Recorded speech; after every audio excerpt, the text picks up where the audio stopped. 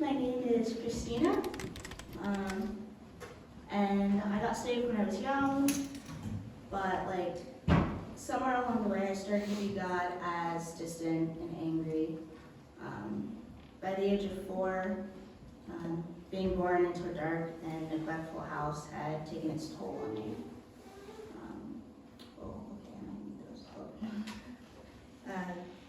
Being a child, being a child who experienced,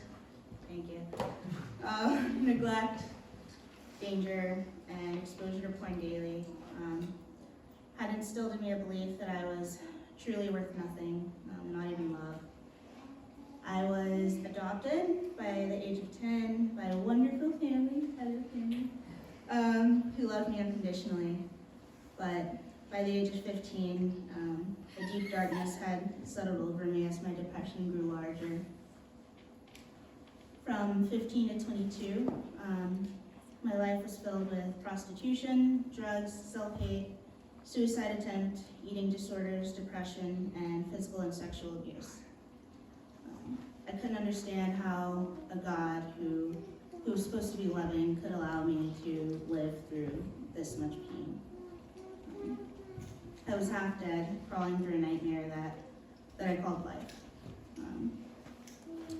But a couple weeks after arriving at his mansion on May 31st, 2019, the Lord started to open my eyes to who he truly was. He wasn't the angry, hateful, and distant God I came to see. During that time, God gave me the gift of hope through servant leaders and residents who walked alongside me daily. As God softened my heart, I began to see who he had created me to be, and I had hope that my life didn't have to look the same as it had before, and hope that I could, for once, feel like a human. And walking through the healing the Lord had for me here, I still held on to that lie that people couldn't love me and any relationship that I had would end in abandonment. Experiencing loss my whole life made me fearful of getting close to anyone, even my family.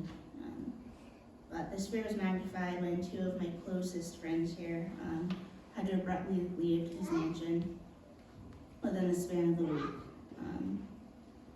And in that instant, the darkness crept back in, the lie reemerged as my world was shaken really right to the core. Left with tears of hurt and confusion, the Lord gently showed me that relationships founded in him are everlasting, and that even though my friends and I were physically apart, we still had that deep bond, and that couldn't be taken away by anything. And it took repeating 5 additional months of phase 2 and the constant loving pursuit by God and all of you here in this community for me to let go of the hurt and control that I had so desperately clung to for my whole life. And Philippians 1:6 says, "Be confident of this, that he who began a good work in you will carry it on to completion until the day of Christ Jesus."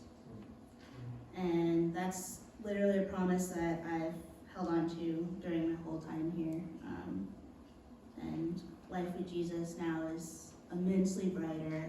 And but Romans 6:14 says, "For sin shall no longer be your master, because you are no longer under law, but under grace." And he's truly transformed my heart and taught me not only how to love, but how to be loved as well. And each day of my life has been a battle, but as I've looked at my past and started to work through the first few layers of pain, I can't deny that these past 17 months have been worth it, every single day of it.